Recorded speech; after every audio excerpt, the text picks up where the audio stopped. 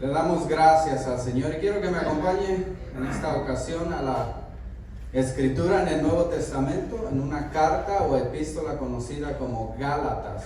Está casi cerca de la mitad del Nuevo Testamento, tiene los 4 evangelios, después el libro de los Hechos, Romanos, Primera y Segunda de Corintios y después está el libro de Gálatas. Quiero que me acompañe a ese lugar en el nombre de nuestro Señor Jesucristo. La semana pasada tuvimos una introducción que a veces es necesaria para que usted conozca para quién fue escrita y las razones por las cuales fue escrita, pero en esta ocasión vamos a empezar a desarrollar esta palabra. Gálatas 1, y vamos a estar leyendo. El prólogo es del 1 al 10, pero solo nos vamos a concentrar en la salutación, que es del 1 al 5. Ahora esta carta, mi hermano, es una carta importante, una carta destacada. Se le ha conocido como la declaración de la libertad del cristiano. Ahora la carta de Gálatas va a reflejar prontamente el carácter de la misma.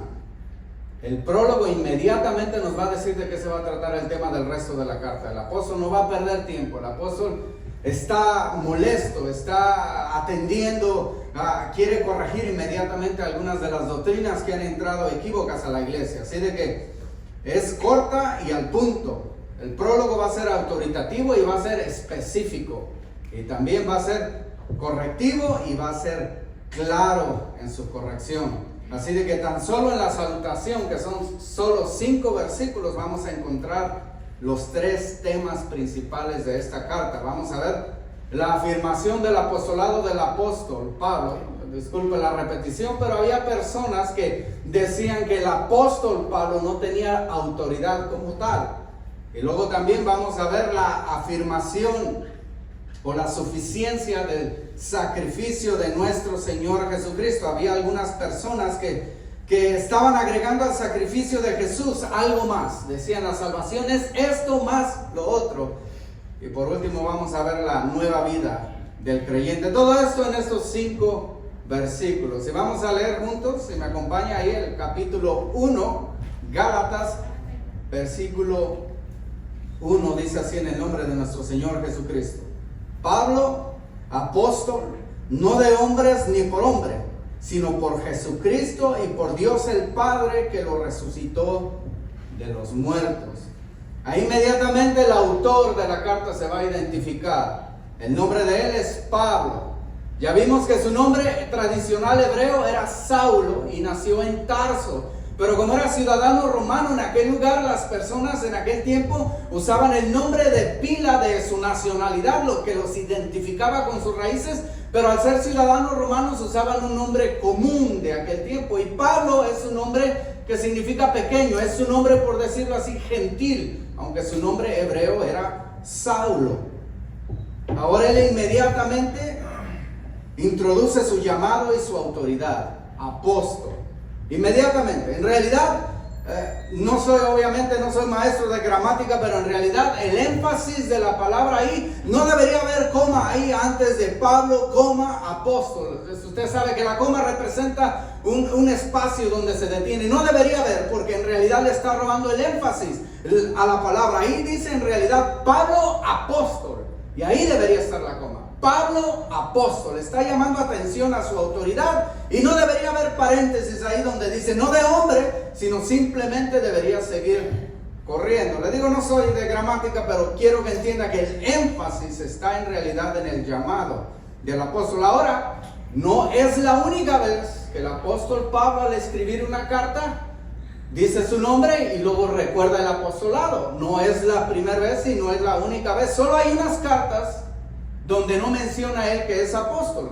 En la carta a los Filipenses, en la primera y la segunda carta a los Tesalonicenses no dice que es apóstol, y tampoco en la carta a Filemón. Obviamente porque los filipenses eran gente que le amaban tanto al apóstol que nunca dudaban que él era un apóstol, por eso no es necesario. Es una carta personal. Y Filemón es una carta de hombre a hombre, de amigo a amigo, a una persona que le va a pedir un favor, por eso no incluye su autoridad al principio. En las demás cartas siempre lo dice así, pero lo dice de una manera simple. Pablo, siervo o llamado a ser apóstol del Señor Jesucristo, va con una manera calma. Ahí sí debería haber como a Pablo, siervo del Señor Jesucristo, llamado a ser apóstol por medio de Dios Padre, pero aquí no, aquí inmediatamente incluye la frase apóstol, llamando atención a su llamado. No es que era una persona que quería ser exaltado por lo que era. Acuérdese que él era una persona humilde, no.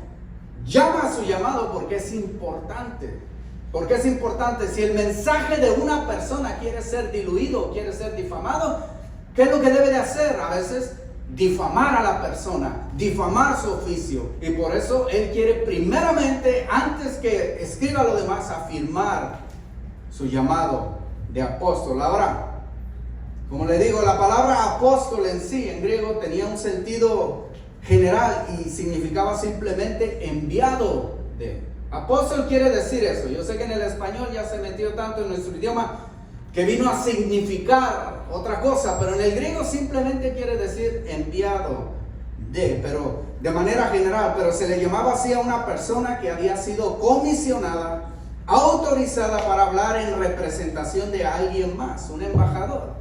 Si usted decía que era apóstol de alguien, usted estaba diciendo que tenía la autoridad para hablar de esa persona. En este tiempo podríamos decir, cuando le dan a usted una carta poder, usted es el apoderado de, y lo que usted diga representa a esa persona, y lo que usted haga representa a esa persona. Por eso se le daba a una persona confiable esa autoridad. Y en este caso él está diciendo que él es un enviado de. Ahora, a través del tiempo, apóstol vino cambió su significado. Ahora significa, o se le mencionaba en el tiempo del Nuevo Testamento, viene a identificar a un específico grupo de personas, un grupo selecto que anduvo con el Señor Jesucristo. Con el tiempo vino a significar apóstol, vino a significar alguien exclusivo que anduvo con el Señor. Los 12, ¿se sabe usted alguno de los nombres de los 12 apóstoles? Los originales.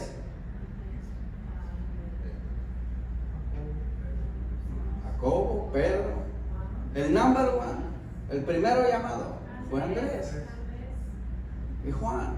Dice usted, pero Pedro era más grande. Pues no sé si era más grande, pero Andrés fue llamado primero. Y Juan, y Andrés le dijo a Pedro, mira, aquí me he encontrado. Juan le dijo a su hermano y otro le dijo a otro, pero el Señor después escogió a 12, aunque sabía que uno lo iba a traicionar. Esas personas fueron testigas, y esas personas, el Señor a esos, Dios los escogió como los fundamentos del Nuevo Testamento. Estas personas, a estos exclusivos, a estos 12, el Señor los escogió para que lo que ellos escribieran, inspirado obviamente por el Espíritu Santo, fuera la formación y la autoridad del resto de la iglesia cristiana. La Biblia está basada, dice, el fundamento son los profetas, apóstoles, siendo Cristo la principal piedra.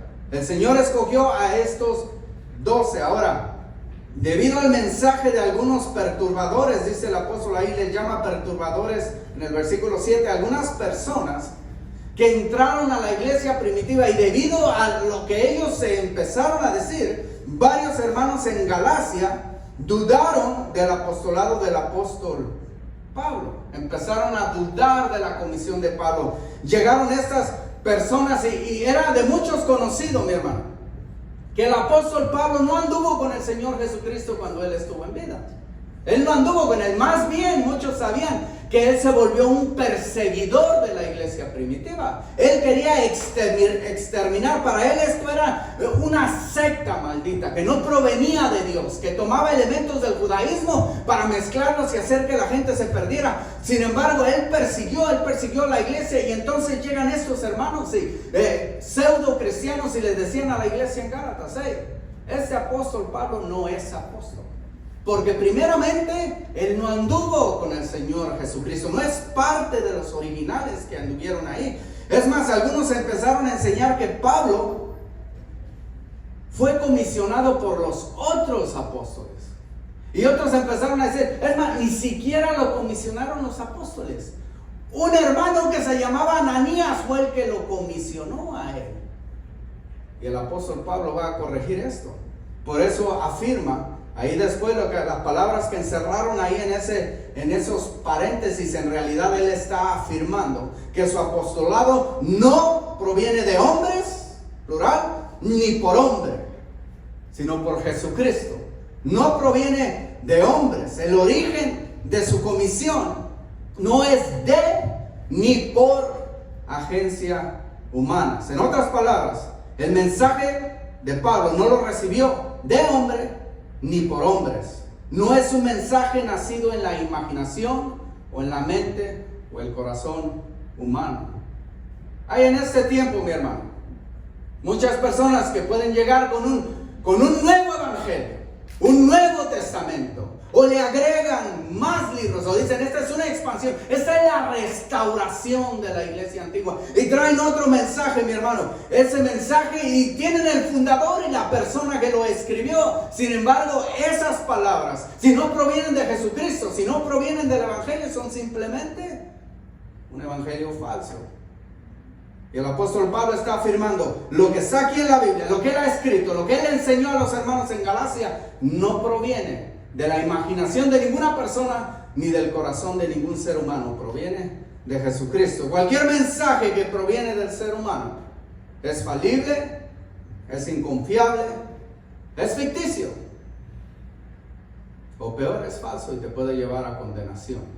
Por eso es la urgencia del apóstol Pablo. En una ocasión alguien me dio un libro que es muy popular, estaba grueso y decía Otro Testamento, y lo leí yo, porque yo de todo leo. Desafortunadamente a veces dice mi esposa, ¿qué vas viendo? Pues letras, todo leo. Si hay un anuncio, todos los estoy leyendo, todo lo que pasa enfrente de mí, leo, siempre leo. Y leí esa cosa y me dijo la persona que me lo dijo, ¿qué piensas de él? Le dije, pues si fuera ciencia ficción, la verdad que he leído mejores libros de ficción. Este es un enredo. Y si me dices que es palabra de Dios, no proviene de Dios. No tiene nada que ver con la Biblia. Es ficción. Y como lo digo, es falso. Si usted pone su alma, si usted pone su salvación en un mensaje que viene de alguna persona, sea Confucio, sea Buda, sea quien sea, usted está poniendo en riesgo su alma. La autoridad y el mensaje de Pablo provienen de Jesucristo y Dios el Padre. Por Jesucristo y por Dios el Padre. Ahora, vienen por ellos juntamente. Quiero que se fijen algo. Esta es la única vez que el apóstol Pablo va a poner a Jesucristo antes que Dios Padre. En el versículo 3 él pone el orden otra vez: gracia y paz sean a vosotros de Dios el Padre y de nuestro Señor Jesucristo. La fórmula trinitaria del principio de la iglesia siempre ha sido Dios Padre, Dios Hijo y Dios Espíritu Santo. Pero aquí en este caso, esta es una excepción donde él pone a Jesucristo antes que al Padre. Pero el mensaje y la autoridad del apóstol viene por medio de los dos. ¿Por qué Jesucristo aquí es mencionado primero? Porque de cierta manera él fue el medio, por decirlo así, que es lo que quiere decir ahí en griego, por medio de, él fue el intermediario, él fue el que llamó personalmente al apóstol Pablo. Y usted puede leer su testimonio del apóstol Pablo, cómo él iba camino a la ciudad más antigua del mundo. ¿Cómo se llama esa ciudad? Damasco, Siria. Él iba a matar a todos los cristianos que estaban en ese lugar. Llevaba cartas que le autorizaban a que llegara a las sinagogas, y si había una persona predicando el mensaje de Jesucristo, que lo sacara fuera de la ciudad y lo matara a pedradas. Pero en el camino, Jesucristo mismo se le apareció a él y le habló fuertemente, y él reconoció que el que le estaba hablando era la autoridad divina. Por eso le dijo mi Señor. En ese momento él fue cuando fue instruido, y en ese tiempo fue cuando él fue comisionado como apóstol. Viene de Jesucristo y viene del Dios Padre su autoridad. La comisión y la orden proviene de los dos. Quiero que entienda eso. Viene de los dos. Por eso están incluidos ahí. Jesucristo y Dios Padre. Su apostolado es de origen divino, recibido por medio de Jesús después de que éste resucitó de los muertos. Y esto es muy importante porque los otros 12 apóstoles fueron comisionados cuando el Señor estaba en vida. Pero después de que él fue exaltado y glorificado, volvió a comisionar a los otros 11, incluyendo al apóstol Pedro, que le había fallado 3 veces, lo comisionó 3 veces más. Pero a Pablo vino él y a él lo comisionó específicamente. Pablo recibió toda la enseñanza. ¿Se acuerda que él no estuvo en la última cena? Y sin embargo, 1 Corintios 11 nos instruye cómo es el orden de la última cena. ¿Cómo lo sabe él? Él dice, porque esto lo recibí del Señor. No de ningún apóstol, del Señor. Ningún hermano, Pedro ni Juan, le instruyeron a él. Todo lo que él escribe lo recibió del Señor. Por eso el apóstol Pedro dice que algunas cosas que él ha recibido son difíciles, pero que le hagamos caso a él. Él mismo le está confirmando que Dios habla por medio del apóstol Pablo. Fue el mismo Señor Jesús glorificado el que lo comisionó a él como apóstol, lo envió como apóstol, le dio la autoridad como apóstol. Todo lo que él dijo viene a ser palabra de Dios. Aquí todo lo que él escribió viene a ser palabra de Dios. Si eran reglas, si eran estatutos, cualquier cosa que fuera, fue palabra de Dios. De la boca del Dios mismo. ¿Y sabe para quién lo comisionó? Para usted y para mí. Él es el apóstol del mundo gentil. Siendo judío de judíos, Dios lo envió para que predicase a aquellos que, siendo él judío, odiaba a los paganos, a los bárbaros, a los gentiles, o como a veces ellos decían, a los perros. A esos que él tanto odiaba cuando estaba sin Cristo y sin esperanza, cuando él fue cambiado. Por eso él dio la vida y llevó el mensaje probablemente hasta España. Ahora dice el versículo 2. Todo esto es parte de la salutación. Y ya ve que ya vamos en profundidades. Dice el 12. Y todos los hermanos que están conmigo a las iglesias de Galacia. Ahora, no sabemos con exactitud qué hermanos andaban con el apóstol Pablo en ese tiempo. En su primer viaje misionero, su compañero principal era Bernabé.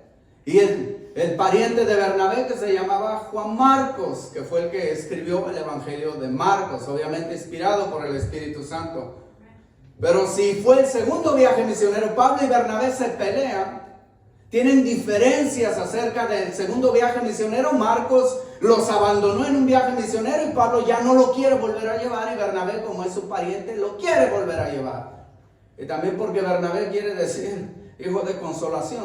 Su corazón de él era levantar a las personas que fallaran. Bernabé ahí estaba. Y Pablo era más duro. Si fallaban decía, no me sirve más. Cuando menos al principio de su evangelio. No sabemos quién andaba con él.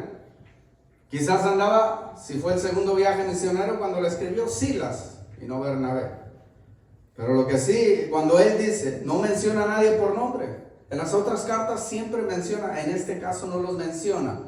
Quizás una de sus razones era que el que andaba con él no lo conocían en Galacia, o los que andaban con él no los conocían en Galacia, o quizás más bien sea porque simplemente le está diciendo, lo que yo escribo es aprobado por Jesucristo, es aprobado por el Padre y también por el resto de la iglesia. Los demás hermanos están conmigo, los demás apóstoles están a favor de lo que yo estoy o voy a escribir o estoy defendiendo. Y luego dice a las iglesias de Galacia. Y después entra la salutación del versículo 3. Pero esta es la única carta, mi hermano, que usted se puede dar cuenta que el apóstol está molesto, porque no comenda, no alaba, no dice nada a favor de la iglesia de Galacia. Los corintios, que eran una iglesia tremenda, problemas, se peleaban entre ellos, se demandaban, todas esas cosas. A ella le dice a los hermanos en Corintios, los santos del Señor Jesucristo. A todos los demás hermanos, no importa quién les llama santos. A los hermanos en Filipos, los santos del Señor Jesucristo. En Colosenses, en Tesalonicenses. Para esta carta simplemente dice a las iglesias. Esta carta era para todas las iglesias de la región de Galacia. Esta es una pista temprana de que el apóstol está molesto, de que el apóstol tiene algo en contra de estas iglesias, tiene un desagrado, y está expresado desde un principio de la carta. No tiene nada bueno que decir. Y quizás cuando ellos la leyeron al principio sospecharon. Es como que usted tenga una rutina. Sus hijos salen de la escuela, usted llega, les da su beso. ¿Cómo te fue, mi hijo? Y aquí está la mesa, vente a comer. Pero su hijo se porta mal, le hablan de la escuela y él llega y usted ya sabe. Él entra y no hay beso. Y mira la mesa y no hay nada que comer. Y ve para el otro lado y está la chancla colgada. Y él ya sabe que la cosa no va a estar bien. De esta manera el apóstol tradicionalmente tiene siempre algo bueno que decirle a las iglesias. No importa qué. Animar a los hermanos no importa qué. Sin embargo, aquí simplemente dice a los hermanos en Galacia, a los hermanos en Gálatas, a las iglesias de ahí, quiero que esta carta se pase por todas las iglesias de lo que está diciendo él. Pueden hacer copias, pero quiero que esta carta se pase, que vean que yo la hice, se pase por todas las iglesias. Y pasa el saludo. Gracia y paz sean a vosotros de Dios el Padre y de nuestro Señor Jesucristo. Nada bueno que decir. Pero usa dos palabras. Esas dos palabras que están ahí, mi hermano, representan el Evangelio en su totalidad. Gracia y paz. Gracia y paz. Las palabras más importantes del Evangelio. Y aunque el apóstol siempre usa ese saludo tradicional casi en todas sus cartas, es una fórmula paulina, podríamos decir. Aquí, en esta carta, estas dos palabras tienen más peso. Pues es precisamente el mensaje de la gracia el que está siendo atacado en Galacia. La gente está diciendo que la gente está diciendo la salvación. Él les enseñó que la salvación es por gracia. Es para todo aquel que cree. Pero alguien empezó a decir, no, tienes que hacer obras. Y es precisamente un ataque en contra de Jesucristo y la pureza del Evangelio cuando decimos algo diferente. El mensaje de la gracia. Y gracia, mi hermano. Yo sé que a veces a las muchachas o a los hombres que están medios feos para no ofenderlos, dicen, pues tiene gracia. Pero gracia originalmente, mi hermano, cariz, es en griego, significa esencialmente algo que causa alegría. A todos los regalos, cuando a alguien le daban un regalo, le llamaban cariz. Un regalo es cariz, que causa alegría, ¿no?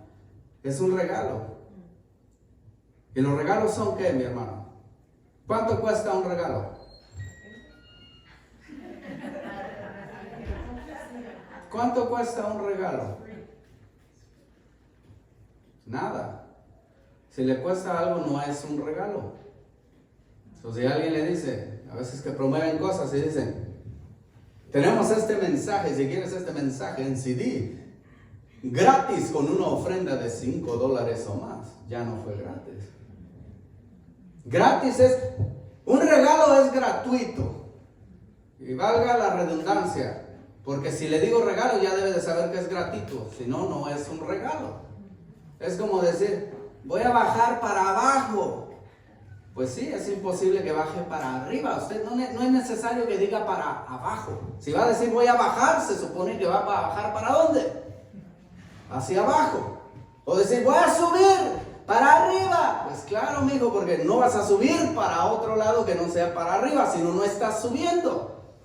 De la misma manera, si decimos regalo, es gratis. ¿Cuánto cuesta un regalo? ¿Cuánto cuesta un regalo? Nada, no le dé miedo decir. No vamos a premiar, no vamos a calificar a nadie. Un regalo debe de ser. No pierda la definición porque hay muchas tranzas. Ya está tan acostumbrado a las tranzas, ya le voy a regalar algo. Cuando a veces donábamos cosas allá en México, que le decía uno a las personas, ¿no quiere ropa, zapatos? ¿Cuánto valen? Es gratis. ¿Gratis? Gratis. Y le daban la vuelta como diciendo, no, ya la gente está arisca. Pero un regalo es gratis. Y cariz se usaba en el tiempo antiguo para decir algo que te hace sentir bien, que te dan. Después lo empezaron a usar para regalo, y en el Nuevo Testamento se usa para denotar un favor divino, favor de Dios, favor inmerecido. Lo que todos aquí vivimos por gracia, por cariz, inmerecidamente, porque Dios quiere, nos ama. ¿Cuántos de ustedes pueden decir, yo merezco vivir? O yo merezco todo lo que tengo? Es más, Dios, yo merezco más de lo que tengo, porque yo me porto mejor que todos. La verdad es que si nos medimos ante Dios, nadie merece nada, pero por gracia. Hay gracia común, el sol sale para buenos y malos, y hay la gracia redentora que salva el alma de todo aquel que ha creído en Jesucristo. Esa es diferente, y es de la que habla aquí el Nuevo Testamento. La salvación entonces es definida como un regalo de Dios para aquel que cree. ¿Cómo? ¿Dónde dice eso? Por gracia sois salvos. Por gracia. ¿Y qué es lo que tú haces? Por medio de la fe. Tú reaccionas a lo que Dios ya hizo anteriormente. Si va alguien con la hermana a Tacos Juan, está alguien ahí hambriento, y llega a usted y dice, pero ve hambriento, si es como nosotros, dele 10 tacos a esta persona, 10 tacos de una soda, yo los pago, agarro el boleto y se lo doy a esta persona, ahí tienes. Si él no va a recoger los tacos, ¿de qué le sirve? Tiene que ir a recoger los tacos. O de tiro será tan flojo que quiere que hasta se los pongan en la boca. Bueno, hay gente que quizás sea así. La salvación es gratis. Cristo murió por nuestros pecados, para que por los pecados de todo el mundo, dice la primera de Juan, para que todo aquel que en él cree no se pierda. Ahí está la siguiente cláusula. ¿Qué es lo que tienes tú que hacer? Reaccionar a lo que Cristo ya hizo. Si tú no reaccionas, si no vas por los tacos, no comes y ya. Y no le puedes echar la culpa a Dios. Nadie en el infierno puede decir, Dios me envió aquí, porque Dios ofreció a su Hijo unigénito, lo mejor de sí, para que éste muriese en la cruz del Calvario, para que todo aquel que en él cree no se pierda, mas tenga vida eterna. Que lo único que tienes que hacer, creer, o más bien admitir tu verdad. Eres un pecador, medido ante la santidad de Dios estás falto. No importa qué tan bueno digas que eras, porque si te mides al resto del mundo quizás seas mejor que muchos, pero si te mides delante de Dios eres falto totalmente. Pero Él ofreció su cariz, gracia, para que todo aquel que en él cree no se pierda, mas tenga vida eterna. Pero si no vas por los tacos y después dices que tienes hambre, es tu culpa. Todo el que está oyendo aquí ese mensaje del Evangelio, si no quiere aceptar esa verdad, es tu culpa. Yo no soy responsable, ni Dios es responsable. No puedes decir, Dios no me ama porque de tal manera amó Dios. Lo dio todo por ti. Cariz, una palabra muy profunda, pero vamos a continuar. Dice gracia y paz. Paz, obviamente, en aquel tiempo, si los hermanos eran de descendencia hebrea, quizás decían shalom. Y usted oye que los judíos a veces cuando se saludan dicen shalom. En una ocasión allá en Houston vi que un judío venía invitado a un servicio cristiano, venía de mala cara. Y yo lo vi y como veía que venía estresado y medio molesto, le dije shalom. Y él pensó, yo creo que yo era judío, y vino y me abrazó y me dijo, ay, yo soy fulano, shalom. Y dije, pues no sé, amén, aleluya, porque ya de ahí no le entendí más, pero shalom, si el hermano era hebreo, pero si era gentil, la palabra que usaba él era Irene. Irene quiere decir en griego paz. Ahí dice cariz, kai, Irene, gracia y paz. Ahora, la paz que Dios da.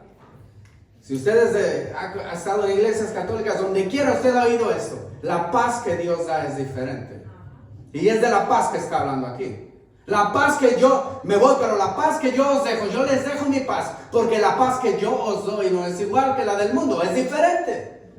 Así de que cuando alguien saluda a un cristiano, saluda paz, está hablando de otra cosa, no es de la ausencia de problemas o de conflicto exterior. Eso es frágil. Ahorita estás contenta y al rato no lo estás. Ay, hermanas. También los hermanos. Ahorita va toda una familia feliz de vacaciones, la vacación que planearon toda su vida, y un borracho viene y les pega y muere toda la familia. Esa es la paz del mundo, inconstante, se va. Estás planeando, ahora sí voy a comprar mi carrito nuevo, y cierran la empresa donde estaban, ahí se acabó tu paz. No, esa paz no es de la que habla el Señor, no es la ausencia de conflicto exterior, es tranquilidad interior. Pero no como unos que se ponen ahí sentados, que no trabajan, y que un monasterio y que ahí los alimenten. No, tampoco es eso. Es bienestar espiritual para con Dios y por parte de Dios, que es diferente. Para con Dios y por parte de Dios. La paz verdadera no viene sino por la gracia de Dios. Por eso se tiene que decir gracia y paz. Si tienes otra paz ausente de la gracia de Dios, no tienes paz. Si es calma nada más porque tienes mucho dinero, si es ausencia de necesidades porque tienes dinero, esa no es paz. Algún día con todo el dinero del mundo se puede morir un hijo tuyo. Algún día con todo el dinero del mundo te va a faltar un ser querido. Esa no es paz. Es paz para con Dios y paz por parte de Dios. No viene del mundo, proviene por la gracia de Dios. Proviene, dice ahí, de Dios Padre y de nuestro Señor Jesucristo. ¿Cómo se logró esa gracia y esa paz? Por el sacrificio único y suficiente de Jesús. Y el versículo 4, mi hermano, es como un credo. La forma que está escrito ahí es como que los hermanos todos se memorizaban esto. Quizás nos convenga a nosotros memorizarnos esto. Dice el versículo 4, hablando del Señor Jesucristo, el cual se dio a sí mismo por nuestros pecados para librarnos del presente siglo malo, conforme a la voluntad de nuestro Dios y Padre. ¿Cómo obtenemos esa paz, mi hermano? Pues proviene de Dios Padre, por medio del sacrificio de nuestro Señor Jesucristo. Y en ese versículo, estas palabras incluyen varios aspectos de la muerte redentora del Señor Jesucristo. Primero, que dice ahí, fue voluntaria, se dio a sí mismo. Se dio a sí mismo. No lo mataron los judíos, mi hermano, no lo mataron los romanos. No fue como empezaron a enseñar el siglo pasado. Quizás aquí haya gente del siglo pasado que decían que Jesús fue un maestro judío que fue sorprendido por... Él pensaba que él iba a ser el Mesías, pero se sorprendió cuando lo arrestaron y luego lo crucificaron ahí solo, como enseñan los satánicos, que aún hasta el día de hoy él está en el infierno diciendo, Dios mío, ¿por qué me has abandonado? No, Señor. Él tenía a su disposición todo un ejército de ángeles para detener que vinieran a arrestarlo. Él podía haberse desclavado de esa cruz. Él podía haber destruido a todos los insolentes que él mismo creó y prevenir los que lo tomaran a él. Porque muchas veces lo quisieron arrestar y no pudieron. Pero llegó el momento de Dios. Y él voluntariamente se dio a sí mismo. Nadie le quitó la vida. Él la puso. Él tenía el poder para ponerla y para volverla a tomar. Nadie lo mató. En total entendimiento, en total acuerdo, en total control. Porque aun cuando estaba en agonía, él estaba en control. Todo el tiempo, hasta que se cumplieron todas las profecías mesiánicas, todo lo que hablaba acerca de él fue que él entregó su espíritu. Una persona en coma, golpeada como él fue golpeada, no puede hablar. Y él hablaba. Una persona que está en coma no tiene control de sí. Y él lo estaba totalmente. En todo momento, hasta que él quiso, con fuerza, exclamó y entregó su espíritu. Toda la gente se muere, el espíritu se le va. Hay mucha gente que quiere seguir viviendo. No.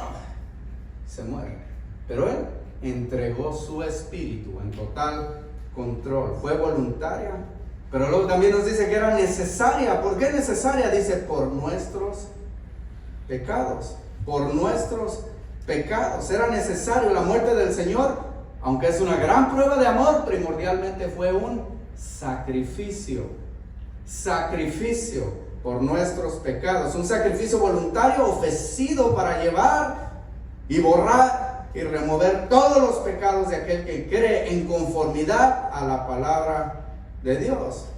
En Isaías, en todo el Antiguo Testamento se habla de esto, pero uno de los quizás pasajes más conocidos está en Isaías 53, donde dice en el versículo 6 en adelante, dice, mas él, hablando de Jesús, herido fue por nuestras rebeliones. Yo y usted somos los culpables de lo que sucedió de cierta manera. Fue molido, totalmente golpeado hasta que no tenía figura por nuestros pecados. El castigo de nuestra paz para que hubiese paz sobre nosotros fue sobre él, y por su llaga fuimos nosotros curados. Todos nosotros nos descarriamos como ovejas, cada cual se apartó por su camino, mas Jehová, el Dios Padre, cargó en él el pecado de todos nosotros. Y lo hizo voluntariamente. El versículo 7 dice, aunque sufrió, aunque fue angustiado, como oveja, fue al matadero y no abrió su boca, porque lo podía hacer y reprender a todo el mundo y todo el mundo morir con el poder de su palabra, pero no lo hizo. sino que enmudeció y no abrió su boca. Él mismo, en Marcos 10:45, que es quizás la tesis de ese evangelio, él afirma: ¿a qué vino? A la tierra. En Marcos 10:45 él dice: porque el Hijo del Hombre no vino para ser servido, sino para servir y para dar su vida en rescate por muchos. Vino por nuestros pecados. Vino por nuestros pecados. ¿Y cuál fue el propósito de su muerte? Bueno, lo dice ahí: para librarnos del presente siglo malo. Es una buena traducción, librarnos ahí, porque esa palabra tiene otros significados. En Mateo 5:29 significa sacar, agarrar algo y sacarlo. Fue cuando el Señor le dijo: si tu ojo derecho te hace pecar, sácalo. Es la misma palabra, sácalo de él, para que no te vayas al infierno. Mejor ir al cielo obispo. Y luego también significa rescatar, como del peligro. El apóstol Pedro, cuando él está diciendo, narrando cómo el Señor lo liberó en Hechos 12:11, dice que fui rescatado de las manos de Herodes, para librarnos, para darnos libertad, pero dice de este presente siglo malo. Entonces quiere decir que Cristo vino a morir para que yo y usted no suframos en este mundo, como enseñan algunas personas, que si tú eres cristiano, de aquí para el real, dinero, salud y fama. Es lo que enseñan algunas iglesias. Dame $1,000 y vas a ver cómo Dios te va a dar. No, si me los quieres dar no hay problema, pero es un ejemplo. No se asusten, no vayan saliéndose de la iglesia, ¿no? Es lo que enseñan algunos, y no tengo miedo de decir que ese es un falso mensaje. Ahora, ¿qué es lo que hizo el Señor? Librarnos de este presente siglo. ¿Quién es el que gobierna este siglo? Satanás. ¿De qué nos libra el Señor? Nos está librando del dominio de Satanás, del dominio y la influencia del pecado y el poder también y las corrientes espirituales del mal, con miras a ser trasladados a otro siglo, a otro tiempo mejor. El Señor Jesucristo vino a proclamar el año bueno de salvación. Todavía no empieza ese tiempo. Usted puede ser salvo ahora y ser parte de esa bendición. En en Efesios 2:1 dice: y Él os da vida a vosotros, os dio vida a vosotros cuando estabais muertos en vuestros delitos y pecados, en los cuales anduviste en otro tiempo, siguiendo la corriente de este mundo, conforme al príncipe de la potestad del aire, el espíritu que ahora opera en los hijos de desobediencia, el espíritu de este siglo. El Señor nos liberta. Si tú aceptas a Jesucristo, eres inmediatamente liberado del dominio de Satanás. Ya no eres de él, porque en este mundo, déjame decirte, la gente habla mucho de libertad, pero nadie es libre de verdad. Hay dos amos aquí, y tú le tienes que servir a uno: a Satanás o a Cristo. Solo hay dos amos aquí. You gotta serve somebody. Dice una canción de alguien que se convirtió al judaísmo, al cristianismo. Tienes que servirle a él. No, yo no le sirvo a Satanás. Bueno, si no obedeces a Jesucristo, dice el Señor, si no eres de los míos, no eres conmigo. ¿Y de dónde se originó esta idea? Dice: conforme a la voluntad de nuestro Dios y Padre. El origen del sacrificio redentor de Cristo viene conforme a la voluntad de nuestro Dios y Padre. En Isaías 53:10, al principio del versículo, nos dice: con todo esto, Yahweh, Jehová, Dios Padre, quiso quebrantarlo, quiso que ahí muriera. ¿Por qué? Él decía, el Señor Jesucristo, cuando oraba: que no se haga mi voluntad sino la tuya. La voluntad del Padre era que su Hijo muriera para redimirnos a nosotros del pecado. Pero antes de que alguien pueda decir, porque una vez que estábamos evangelizando y dijimos: Dios dio a su Hijo amado, y dijo: no. ¿Por qué padre es ese? ¿Yo cómo voy a seguir a un padre que es así? ¿Cómo yo voy a dar a mi hijo para que lo maten por otro? No.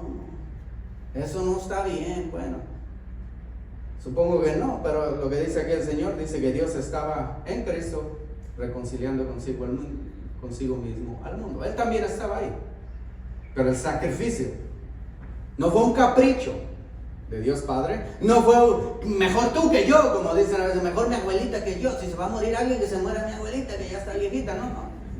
Lo que está diciendo ese texto fue un plan divino de Dios al cual Jesucristo el Hijo voluntariamente se ofreció, voluntariamente estuvo de acuerdo. Pero en el corazón de Dios Padre estaba la redención de cada uno de nosotros. Por eso dice la palabra, el Señor Jesucristo cuando está orando le dice, de ustedes que Dios me los dio, Dios Padre me los dio, yo mismo los voy a entregar a Él. Porque la voluntad de Dios Padre estaba que yo y usted fuésemos salvos. ¿Y cómo lo hizo? Por medio de su Hijo. El sacrificio de Cristo, el propósito de su muerte es conforme a la voluntad de Dios, mi hermano. No le sorprendió a Dios cuando nuestros padres, Adán y Eva, pecaron. No le sorprendió. Él ya tenía un plan de redención puesto. Nada le sorprende a Dios. Él desde antes de los tiempos, Él ya tenía un plan. Fue la voluntad de Dios que fuésemos rescatados por medio del sacrificio voluntario de su Hijo amado, nuestro Señor Jesucristo. La muerte de Cristo no es para que Dios nos ame, mi hermano. El amor de Dios ya había estado puesto desde antes. Y por eso dio a su Hijo por nosotros. Con amor eterno, dice su palabra, te amé. Por tanto, te prolongué mi misericordia. Desde que tú estabas en el vientre de tu madre, tu mamá todavía ni se daba cuenta. A lo mejor si eres tú el último, o la última, ya había dicho tu mamá, ahora sí, me retiro de tener niños y sopas. Ahí estás tú. A lo mejor no era, pero Dios ya te conocía. Y con amor Él te formó. Y Él te había destinado. Él te amó desde antes de que tú le amaras. Es más, ahora tú le amas porque Él te amó primero. El apóstol Pablo entiende esto, mi hermano. Lo entiende como ninguno.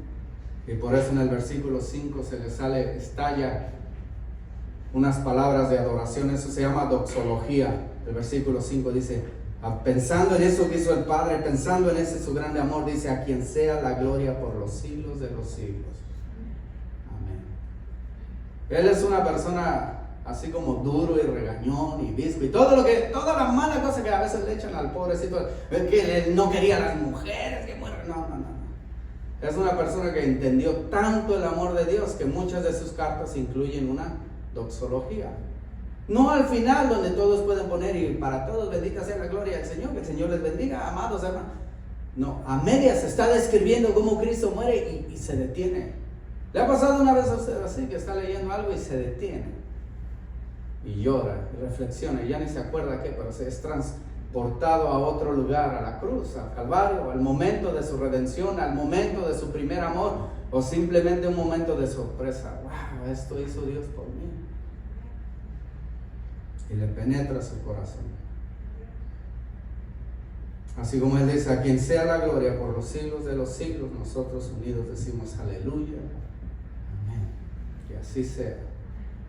Y si has conocido a Jesucristo como tu Salvador, tú vas a estar ahí por la eternidad para declararlo y para ser testigo de que Él va a ser fiel, poderoso por los siglos de los siglos.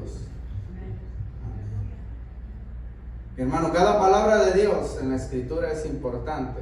Obviamente es viva y es eficaz. Cada palabrita que está ahí. Obviamente no la saque ahí fuera de contexto como hacen algunos. No, hay un contexto, pero cada palabra es importante, mi hermano. Podríamos decir que Dios no desperdicia letras ni espacio. ¿Se ha fijado cómo estos 5 breves versículos son un claro ejemplo de ello? 5 versículos para hablar de la profundidad, y eso que todavía no empieza, ni yo tampoco, apenas voy a empezar a predicar, eso que todavía no empieza Él con el cuerpo de la carta, pero en esos 5 versículos se le llenaron los ojos de lágrimas. En esos 5 versículos nos dio todo el evangelio: gracia, paz, la muerte del Cordero de Dios, gracia y paz por medio de Dios a través de la cruz. Gracia y paz para con Dios, librados del pecado, de la muerte, de condenación, conforme a la voluntad de Dios. ¿Quién se lo imaginó? Dios se lo imaginó. Gracia y paz para que cree en el nombre del Señor. Amén. ¿Ha creído usted, mi hermano? Amén. Gloria a Dios. ¿Ha creído usted? Yo sé que a veces no lo entendemos, aún siendo cristianos en el tiempo no lo entendemos. La gracia. Por eso podemos caer a veces en el error de querer decirle a Dios, yo te ayudo. Ok, yo sé que tú quieres que yo me vaya al cielo, pero déjame te echo la mano. O de decir a veces, ok, pero no soy tan bueno, voy a tener que llegar a otro lugar a perfeccionarme. No. Solo hay cielo, solo hay infierno y una manera simple. Cristo pagó el precio. Cristo pagó el precio. ¿Lo recibes tú? ¿O te vas a quedar sin los tacos? Vamos a darle gracias al Señor. No lo conozco quizás personalmente. Nadie me dijo una revelación extra aquí, nadie me está hablando. Simplemente voy a orar. Si tú no has recibido esa gracia bendita del Señor Jesús, no te amarres a convicciones antiguas, no te aferres a lo que tú crees. La palabra de Dios es clara, precisa, eficaz, suficiente. Y nos dice claramente que no hay ningún bueno. Porque a veces decimos, Él es bueno. No, la Biblia dice, no hay nadie bueno, no hay quien busque hacer el bien. Si dices tú, ¿cómo? No es cierto. Bueno, lee los 10 mandamientos y vas a ver que no cabe ser, no es suficiente. Y después sientes ese peso en tu corazón. Ese peso que dice, he ofendido a Dios. Soy falto. ¿Qué voy a hacer? Yo no merezco ir al cielo. Si para el cielo solo van los perfectos, no voy a ir. Pero yo quiero estar con Dios. Yo reconozco que soy un pecador. Si es así, el Señor ha puesto el camino. Él dio a su Hijo unigénito. Si tú creyeres que Él murió en una cruz por tus pecados conforme a las Escrituras, pero no quedó ahí sepultado, no quedó ahí colgado. Él resucitó al tercer día, como lo declara la Escritura, como lo declara los credos antiguos. Y hoy no está en la cruz, no está en la tumba. El día de hoy está sentado con poder, con majestad, con gloria a la derecha del Padre. Y Él va a venir. Si tú declaras que Él es Señor y Salvador, Redentor de tu vida, si tú lo crees, lo confiesas con tu boca, serás salvo. Qué increíble la gracia de Dios. Qué increíble la gracia de Dios y su amor tan profundo. ¿Cómo no alabarte, Señor? ¿Cómo no rendirnos delante de ti, Señor? ¿Cuánto has hecho por nosotros? Que aun cuando no te conocías, tú ya no sabías. Cuando no te conocíamos, aún tú ya nos habías amado. Bendito seas, Señor, por los siglos de los siglos.